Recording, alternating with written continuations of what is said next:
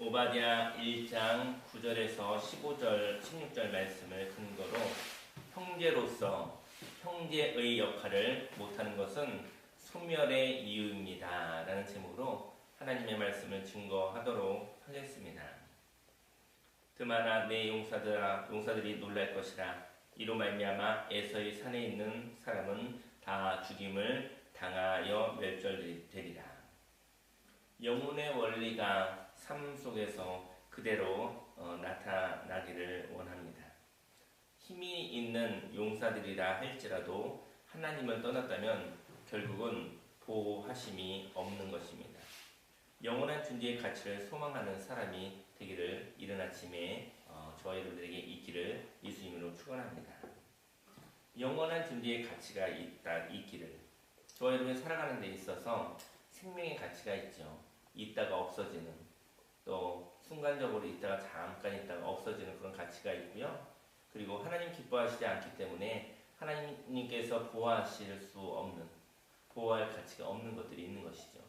그리고 힘든 일이 있다 하나, 어려운 일이 있다 하나, 거기에 하나님께서 하나님의 생명사기 안에서 지키시고 보호하시는 그런 원리의 삶이 있는 것입니다.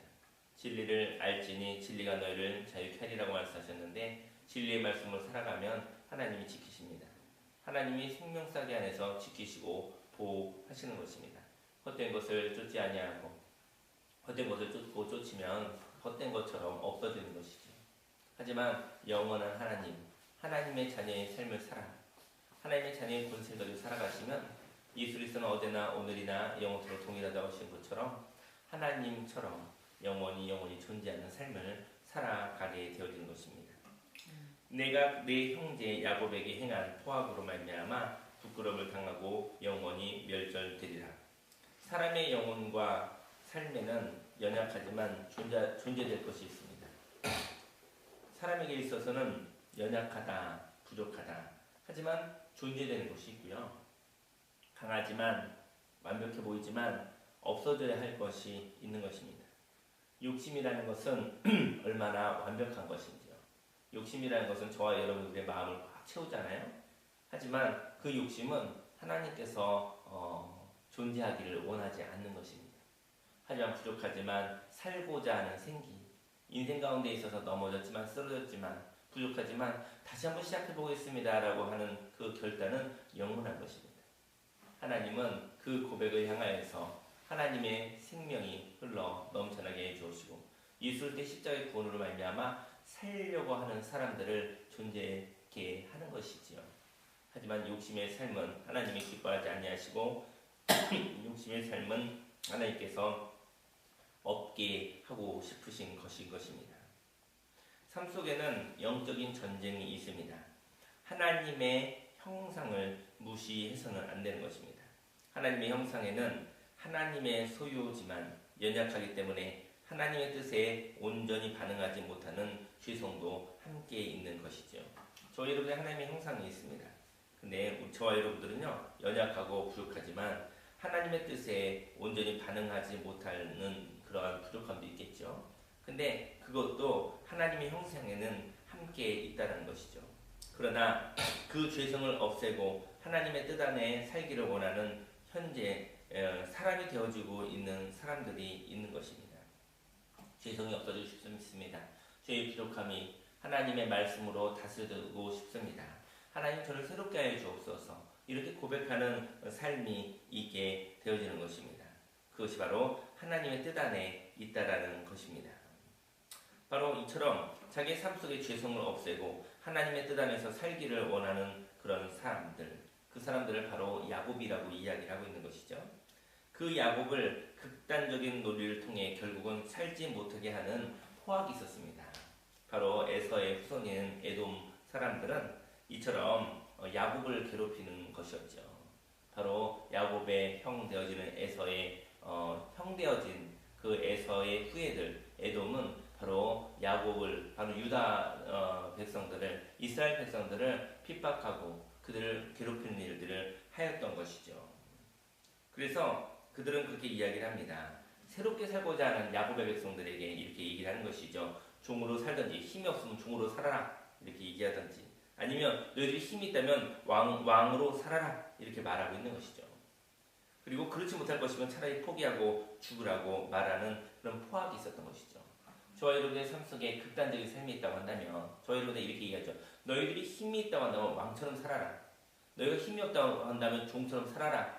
하지만 저와 여러분들이 왕으로도 살지 못하고 그리고 종으로도 살지 못할 때가 있는 것이죠. 저와 여러분들의 삶 속에 있어서 하나님께서 있는 모습 그대로 살아가게 하여 주시는데 저희 여러분들이 있는 모습 그대로 살아 하나님의 뜻대로 살아가시는 저와 여러분들이 되기를 예수님을 축원합니다. 극단적인 생각을 하지 않기 원합니다. 극단적인 생각은 내가 왕으로 살든지 종으로 살든지 그렇지 않으면 나는 죽어버릴 거야. 나는 포기할 거야. 이렇게 생각한다고 한다면 그는 에서의 후예되어지는 에돔이 바로 유다, 바로 야곱의 백성들을 포악으로 그들을 괴롭히는 것과 똑같은 것이기 때문인 것입니다. 있는 모습 그대로 살아가시는 축복이 이 자리에 있기를 예수님으로 축원합니다. 이런 포악을 행하는 사람은 하나님께서 기뻐하지 않으십니다. 사람들을 극과 극으로 모는 사람들을 하나님 기뻐하지 않으십니다. 내가 멀리 있었던 그날 곧 이방인이 그의 지물을 빼앗아가며 외국인이 그의 성문에 들어가서 예루살렘을 얻기 위하여 제비 볶던 날에 너도 그들 중 한 사람 같았느니라. 내가 형제의 날 곧 그 재앙의 날에 방관할 것이 아니며 유다 자손이 패망하는 날에 기뻐할 것이 아니며 그 고난의 날에 내가 입을 크게 벌릴 것이 아니며 내 백성이 환난을 당하는 날에 내가 그 성문에 들어가지 않을 것이며 환난을 당하는 날에 내가 그 고난을 방관하지 않을 것이며 환난을 당하는 날에 내가 그 재물에 손을 대지 않을 것이며 내 거리에 서서 그 도망하는 자를 막지 않을 것이며 고난의 날에 이 그 남은 자를 원수에게 넘기지 않을 것이니라. 바로 에서의 후회되어진 에돔 백성들은 바로 에돔 민족들은 그 야곱의 형이었던 것이죠. 형제였던 것이죠. 근데 형제로서 오히려 야곱 백성들이 환난 날에 고난 받을 때 그들은 더 기뻐했었던 것입니다. 더 그들을 괴롭혔던 것입니다. 하나님께 형제를 주시는 이유는 무엇입니까? 서로 남보다 나으라는 것이겠죠. 남보다 나으라고 형제를 준 것인데 남보다 못한 형제가 있는 것이죠. 하나님은 남보다 못한 형제는 없는 것과도 같다라고 이야기하는 것입니다. 남이면 그럴 수도 있겠죠. 하지만 형제가 되어졌다는 것은 남보다는 다른 것들이 있어야 된다는 것입니다. 저와 여러분들의 삶 속에 하나님의 긍휼이 있기를 예수님으로 축원합니다. 저와 여러분들에게 형제로 하나님께서 부르셨습니다. 예수로서 보혈의 피로 말미암아 저와 여러분들은 형제가 되어졌던 것이죠. 거기에 하나님의 긍휼이 넘쳐나기를 예수님으로 축원합니다. 야곱은 넉넉히 괴로움을 당하고 있었습니다. 그런데 형제된 에돔은 야곱의 괴로움에 고통을 더하였던 것이죠. 그렇다면 지금의 시대에도 하나님께서 함께 살라고 하신 형제가 있습니다. 그런데 관계의 깨짐을 통하여 형제가 괴로움을 당할 때 그 괴로움을 방관하고 더욱 괴롭히는 역할을 하는 사람들이 있습니다. 여호와께서 만국을 벌할 날이 가까웠나니 내가 행한 대로 너도 받을 것이며 내가 행한 것이 내 머리로 돌아갈 것이라. 하나님의 심판이 공의롭게 이루어집니다. 모든 만국이 행한 대로 받을 것입니다. 다만 회개를 통하여 이전처럼 살지 않겠다는 진정한 방향의 변화만이 그 사람을 새롭게 하는 것이죠. 그런즉 누구든지 그리스도 안에 있으면 새로운 피조물이라. 이전 것은 지나갔으니 보라 새 것이 되었도다. 너희가 내 성산에서 마신 것 같이 만국인이 항상 마시리니 곧 마시고 삼켜서 본래 없던 것 같이 되리라. 마셔버리면 어떻게 물이 있으면 포도주가 있으면 마셔버리면 없는 것도 같다고 얘기를 하는 것이죠. 본래 없던 것 같이 되리라. 에돔을 향하여 하나님께서 없었던 것 같이 하겠다고 하시는 것이죠. 형제들의 아픔을 보며 형제의 괴로움을 좋아하고 더 나아가 더 괴롭게 하는 사람들을 하나님께서 없었으면 하십니다. 저희 여러분의 삶 속에 인생을 살아가다 보면은 내가 세상에서 환난을 당하나 담대하라. 내가 세상을 이기었노라 하시니라. 세상에 얼마나 괴로움들이 많이 있습니까? 근데 형제를 허락하여 준 것은 남보다 나은 서로 긍휼히 여기며 도우며 기도하며 살라는 것인데 차라리 이런 얘기 하죠. 아유 남보다 못해. 형제들을 그죠? 가족과 부모와 형제들을 향해서 남보다 못해. 차라리 없었으면 좋겠어. 차라리 고아였으면 좋겠어. 이렇게 고백하는 사람들이요 의외로 많아요. 차라리 나는 세상에 어떻게 고아로 태어나는 게 더 좋을 수 있겠습니까? 근데 어떤 사람들이 겁없이 얘기해요. 나는 차라리 고아였으면 좋았겠어.